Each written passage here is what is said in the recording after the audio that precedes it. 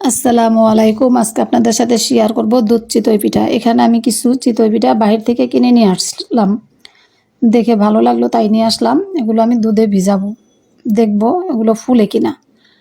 আমরা তো বাসায় চিতই পিঠা বানাই, দুধে ভিজাই, পিঠাগুলো অনেক ফুলে যায়। তো আজকে আমি বাহিরে গেছি, পিঠাগুলো দেখে আমার ভালো লাগলো তাই নিয়ে আসলাম। তো এখন আমি পিঠাগুলো ভিজিয়ে রাখবো সারা রাত, সকালে খাবো।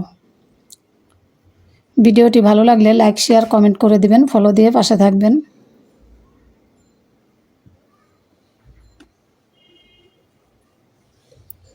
এই আমি সকালে পিঠাগুলো দেখেন বেশি একটা ফুলে নাই, কিন্তু যারা বানায় তারা বলছে এগুলা চালের গুঁড়ি দিয়ে বানানো। আমার মনে হয় এগুলো ময়দা মিক্স আছে, যার কারণে পিঠাগুলো ফুলে নাই।